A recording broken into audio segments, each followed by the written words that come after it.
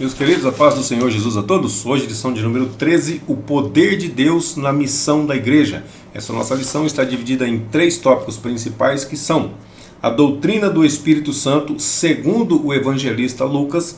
Segundo, o Espírito Santo capacitando as testemunhas. E terceiro, o Espírito Santo como fonte geradora de missões.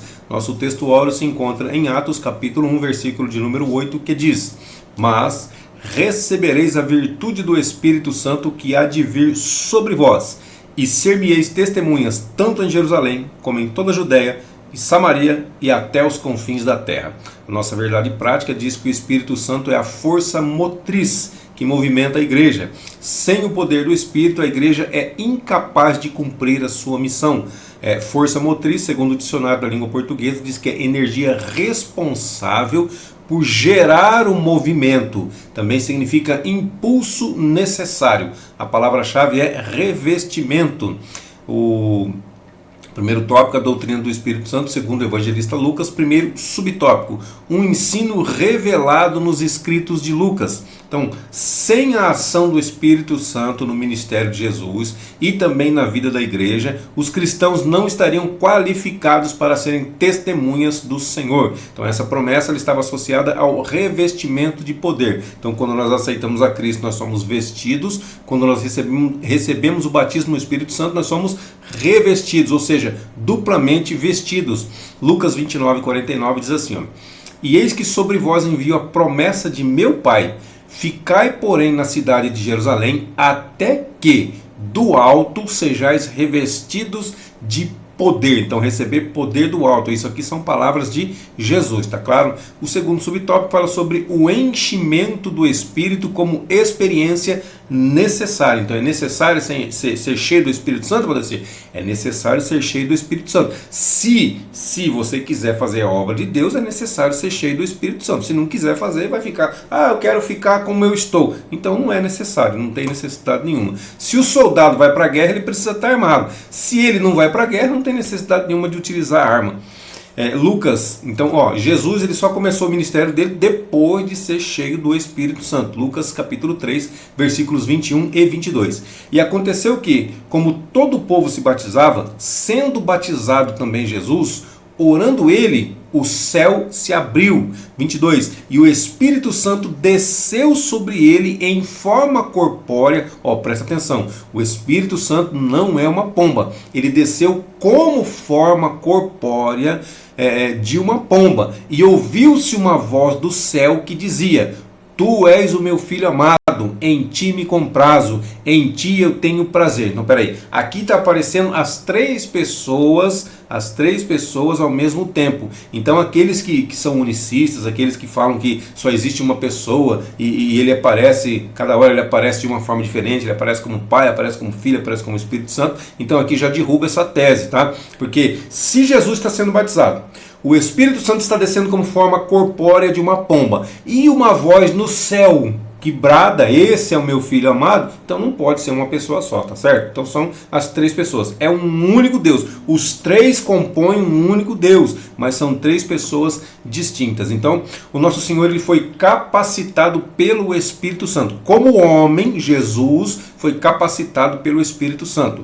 Lucas capítulo 4, versículo 18 e 19 diz assim: O Espírito do Senhor é sobre mim, pois que me ungiu para evangelizar os pobres. Enviou-me a curar os quebrantados de coração, a pregar liberdade aos cativos e restauração da vista aos cegos, a pôr em liberdade os oprimidos, a anunciar o ano aceitável do Senhor. Então Jesus ele também dependeu do Espírito Santo para exercer o ministério dele aqui na terra. Mateus 12, 28.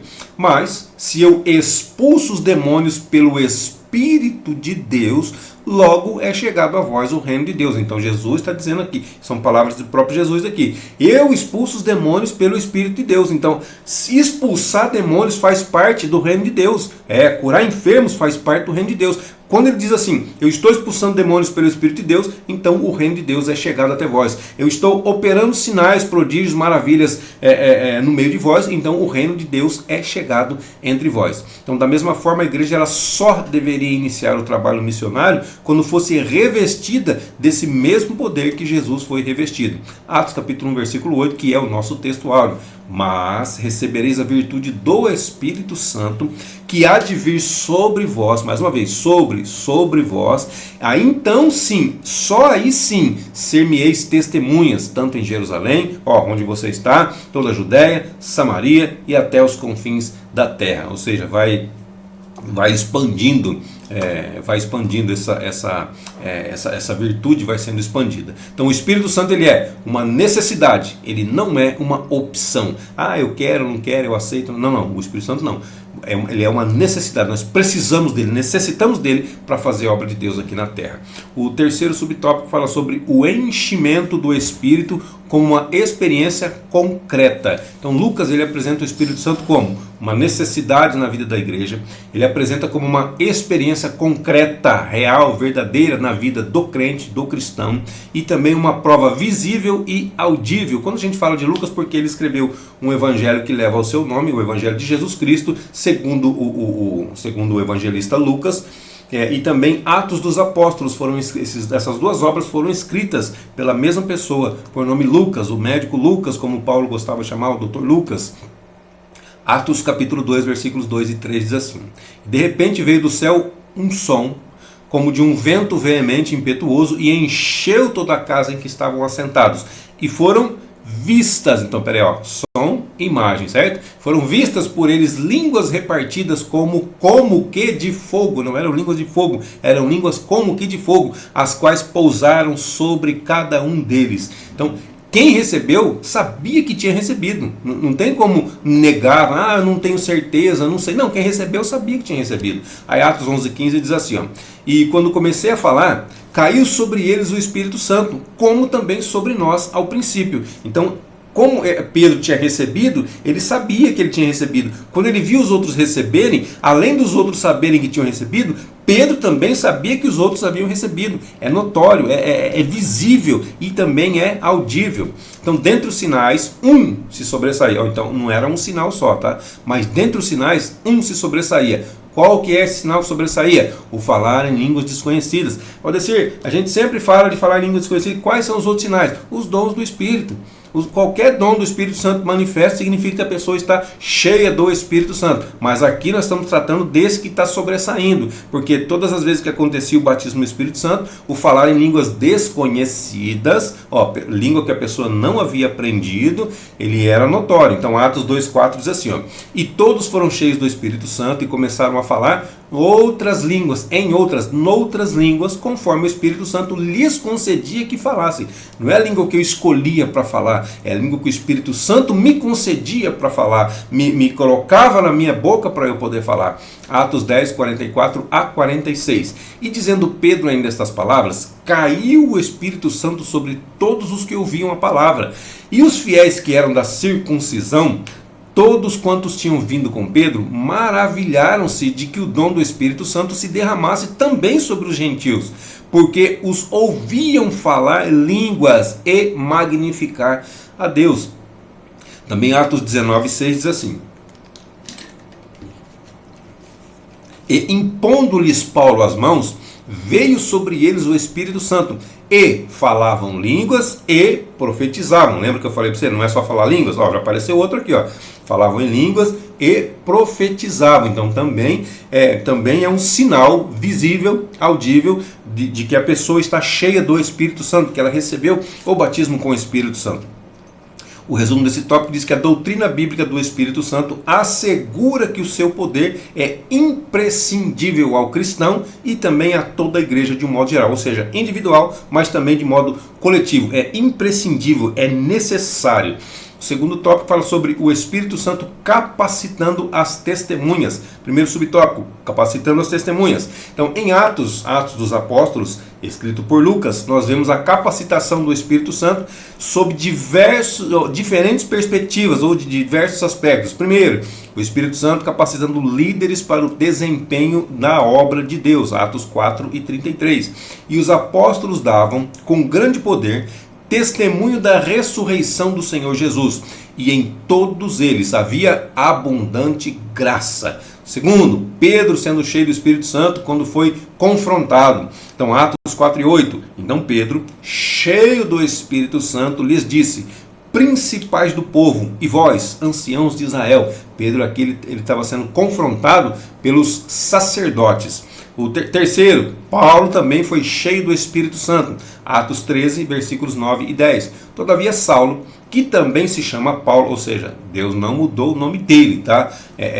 Saulo é hebraico e Paulo é grego, tá? Então, todavia Saulo, que também se chama Paulo, cheio do Espírito Santo, fixando os olhos nele, disse: ó filho do diabo, cheio de todo engano e de toda malícia, inimigo de toda justiça, não cessarás de perturbar os retos caminhos do Senhor? Então aqui Paulo ele estava cheio do Espírito Santo quando ele também resistiu a Elimas. E também pessoas comuns, pessoas normais, assim como você e eu, também eram revestidas do poder do alto. Atos 2,17 vai dizer isso aí, mas nós vamos ler esse versículo lá no subtópico 3, tá claro? Então depois a gente já faz a leitura desse versículo. O segundo subtópico fala sobre pessoas simples, capacitadas pelo Espírito. Então nós vemos isso claramente aonde? Quando Ananias, que até então era um ilustre desconhecido, ninguém sabia quem ele é convocado por Deus. Atos capítulo 9, versículo 10 e 11. E havia em Damasco um certo discípulo chamado Ananias, e disse-lhe o Senhor em visão: Ananias, e ele respondeu: eis-me aqui, Senhor. Uma pessoa comum que estava disponível, que estava disposta a fazer a obra do Senhor. O Senhor o chamou e ele disse assim: eis-me aqui, Senhor. Versículo 11. E disse-lhe o Senhor: levanta-te, vai à rua chamada direita e pergunta em casa de Judas por um homem de Tarso chamado Saulo, pois eis que ele está orando. É claro que Ananias teve o seu período de resistência, porque ele sabia quem era Saulo, ele sabia que era o perseguidor da igreja, ele sabia que matava, arrastava, batia, dava o voto para que a pessoa pudesse ser morta, ele sabia quem era Saulo, então ele questionou o Senhor, mas o Senhor falou: vai, porque é para mim um vaso escolhido. Então ele foi e obedeceu o ídolo do Senhor, a ordem do Senhor.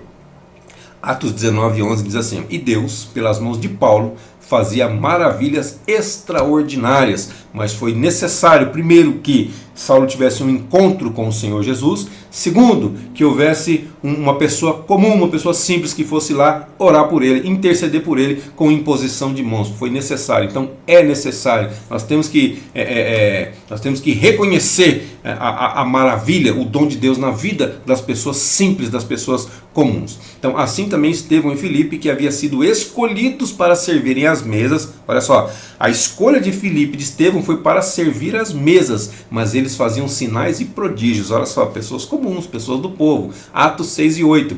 E Estevão, cheio de fé e de poder, fazia prodígios e grandes sinais entre o povo. Aí também, Atos 8:6. E as multidões unanimemente prestavam atenção ao que Filipe dizia, porque ouviam e viam os sinais que ele fazia. Então, peraí, ele operava sinais, prodígios, maravilhas, fazia sinais, aí o povo começou a prestar atenção naquilo que ele falava. Então é muito importante que esses sinais ocorram para que as pessoas possam dar atenção, valorizar a palavra do Senhor que sai dos nossos lábios. Então fica claro que Deus não tinha e continua não tendo uma classe privilegiada para fazer a sua obra. Ele possuía testemunhas capacitadas pelo Espírito Santo, e ele hoje possui testemunhas capacitadas pelo Espírito Santo, ou pessoas que ainda vão ser capacitadas pelo Espírito Santo. O terceiro subtópico fala sobre capacitando a igreja. Então a igreja do Novo Testamento ela é vista como portadora de uma missão profética. Nela há um ministério profético de todos os crentes. Então cada crente individual tem a sua missão, e os crentes de um modo geral dentro da igreja também têm a sua missão. Atos 2:17 diz assim: e nos últimos dias acontecerá, diz Deus, que do meu espírito derramarei sobre toda a carne, e vossos filhos e as vossas filhas profetizarão, os vossos jovens terão visões, e os vossos velhos sonharão sonhos. Então o testemunho não é apenas individual, mas é também coletivo, é também de toda a igreja de um modo geral. Aqui está falando de pessoas simples, está falando dos vossos velhos, está falando dos vossos filhos, está falando dos vossos jovens, está falando de pessoas desacreditadas por muitos. Então está falando de todas as pessoas de um modo geral. O Espírito Santo quer usar a tua vida, o Espírito Santo quer usar a minha vida. Então essa comunidade de crentes, ela é capacitada pelo Espírito Santo de Deus, ela ganhava confiança e também a admiração das pessoas ao seu redor, de um modo geral. Atos capítulo 2, versículo 47. E louvando a Deus e caindo na graça de todo o povo, e todos os dias acrescentava o Senhor à igreja aqueles que se haviam de salvar. Então todos os dias era feito, todos os dias. Ah, mas só tem culto de terça, tem culto de sexta, tem culto na minha igreja, só tem culto tal dia.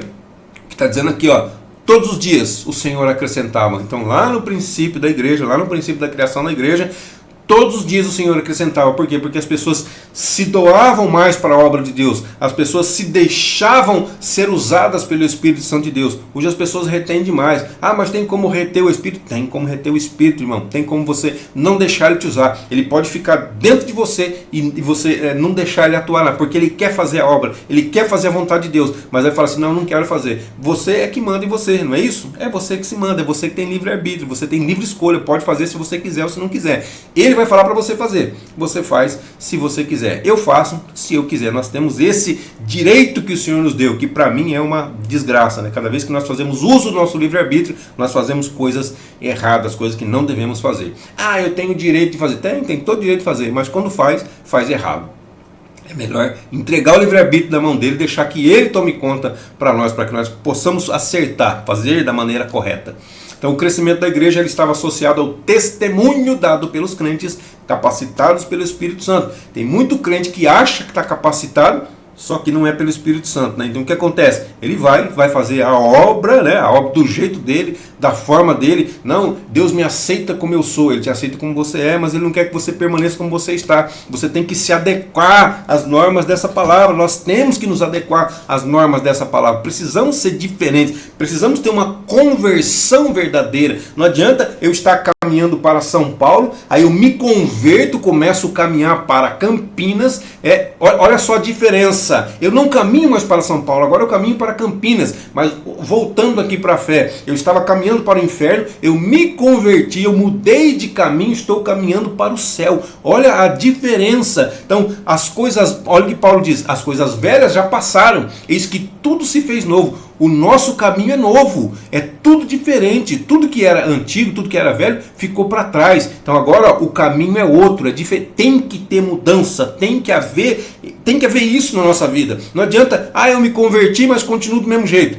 Tudo que eu fazia antes eu continuo fazendo. Quer dizer, ou seja, não me converti, eu continuo caminhando para o mesmo lugar. Infelizmente a verdade é essa.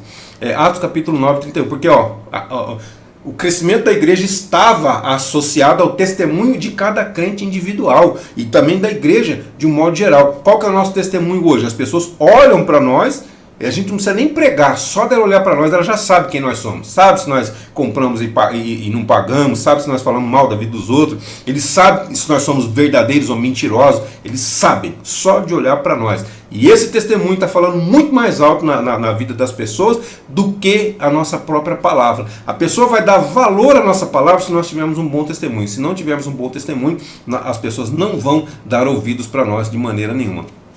Atos 9, 31. Assim, pois, as igrejas em toda a Judéia e Galiléia e Samaria tinham paz e eram edificadas e se multiplicavam, andando no temor do Senhor e também na consolação do Espírito Santo. Que isso sirva de exemplo para as nossas vidas. O resumo desse tópico diz que a capacitação do Espírito Santo é evidenciada na vida de suas testemunhas, repercutindo ao seu redor. O terceiro tópico fala sobre o Espírito Santo como fonte geradora de missões. É o Espírito Santo que gera missões. Primeiro subtópico, o envio missionário.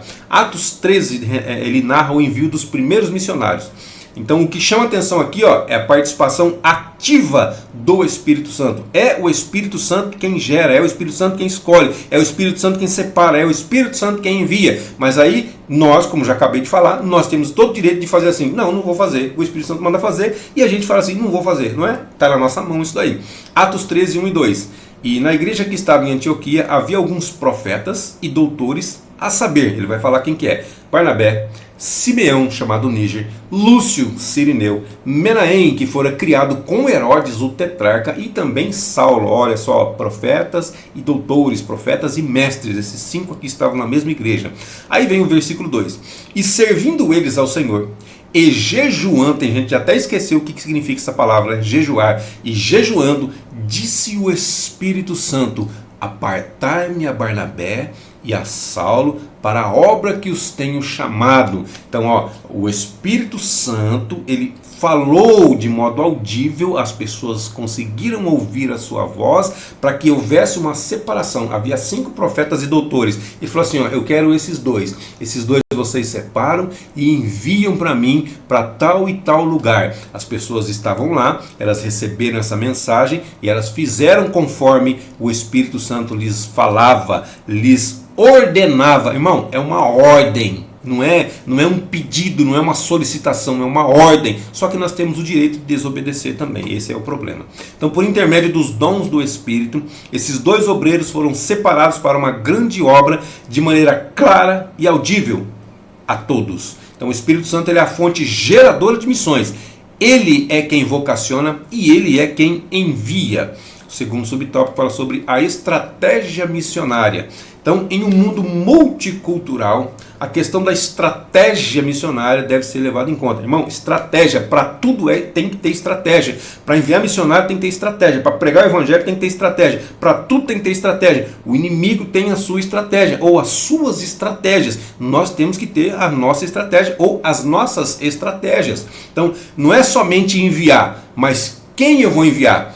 Não é somente quem enviar, mas quando que eu vou enviar. E também não é somente quando, mas como que eu vou enviar. E depois ainda continuando, como que eu vou continuar mantendo, continuar sustentando. Então nós precisamos pensar em tudo isso daí. Paulo e Barnabé, eles poderiam ter adotado a estratégia errada na obra missionária. Mas, olha só, mas por que eles poderiam ter adotado a estratégia errada? Vou dizer aqui para vocês, Atos capítulo 16, versículos 6 e 7. E passando pela Frígia e pela província da Galácia, foram impedidos pelo Espírito Santo de anunciar a palavra na Ásia. Então, peraí, eles queriam pregar na Ásia, eles estavam chegando até lá para poder pregar, mas o Espírito Santo lhes impediu. O que eles poderiam fazer? Teimar e continuar e pregar, mas o Espírito Santo falou que não era para fazer, eles foram obedientes, eles não fizeram, porque senão ia dar errado, como gostam de dizer, ia dar ruim, não é isso? Versículo 7. E quando chegaram a Mísia, intentavam ir para Bitínia. Eles pensavam, eles tinham a intenção de ir para Bitínia, mas o Espírito Santo não lhes permitiu. O que podia acontecer? Eles podiam ser teimosos e ir fazer da mesma... Não, porque já que nós somos comissionados para pregar o Evangelho, nós vamos pregar o Evangelho. Mas até para isso temos que ter estratégia, até para isso temos que ser direcionados pelo Espírito para não fazer coisa errada. Mas o Espírito Santo não lhes permitiu. Então, ó, vou tomar uma aguinha aqui. Foi o Espírito Santo que decidiu quem deveria ouvir o Evangelho naquela circunstância, naquele momento, naquela hora. Atos 16, 9, olha só o que vem depois. E Paulo teve de noite uma visão, em que se apresentou um homem da Macedônia e lhe rogou, dizendo: passa à Macedônia e ajuda-nos. Vem aqui na Macedônia para nos ajudar. Paulo teve uma visão. Aí ele entendeu que era o Espírito Santo falando: eu não quero que você vá aqui agora, mas eu quero que você vá aqui primeiro. Então Paulo foi para lá. E depois essas partes que não eram para ser pregadas, depois elas foram pregadas também. Porque no tempo de Paulo o Evangelho foi pregado em todo mundo conhecido até então. Então, não basta só o desejo de fazer missões, é preciso buscar a orientação do Espírito Santo a respeito de como isso deve ser feito. Eu amo missões. Não, mas você sabe fazer? É só fazer. Não é só isso. tem muita coisa por trás, tem oração por trás, tem que ter todo um pilar por trás, tem que ter uma preparação por trás, uma capacitação por trás, senão vai dar ruim, vai ter problema. O resumo desse tópico diz que o poder do Espírito Santo impulsiona-nos no cumprimento da grande comissão. Qual que é a grande comissão? Ide por todo mundo, pregar o evangelho a toda criatura. Essa é a grande comissão. Qual que é a grande omissão? Ficar em casa sem fazer nada, dormindo até tarde. Essa é a grande omissão. Nós estamos omitindo, ao invés de fazer a obra de Deus, estamos fazendo justamente o oposto. E a conclusão aqui, sem a ação do Espírito Santo, a igreja local está desabilitada para cumprir a sua missão. Sem o Espírito Santo não dá para cumprir a missão da igreja. A missão da igreja é levar o evangelho. Sem o Espírito Santo não tem como levar o evangelho. É necessário primeiro ser vestido, revestido, para depois sair e levar o evangelho, cumprir o ID de Jesus. O Espírito Santo é a força motriz, é ele que dá vida, é ele que faz tudo, é ele que dá o impulso necessário para que o corpo de Cristo, o Espírito Santo é a força motriz do corpo de Cristo em sua dimensão local. Ele que dá o impulso, ele que dá o start, é ele que tem que fazer isso daí. Se nós estivermos fazendo de outra forma, está errado, mas nós podemos reverter isso para que o Espírito Santo ele venha guiar os nossos passos, dirigir as nossas vidas segundo a sua boa vontade. Então, sem o Espírito Santo, a igreja não vai a lugar nenhum. Amém, queridos? Deus abençoe sua vida, sua saúde, seu ministério, suas finanças e até a nossa próxima aula, se assim Deus nos permitir.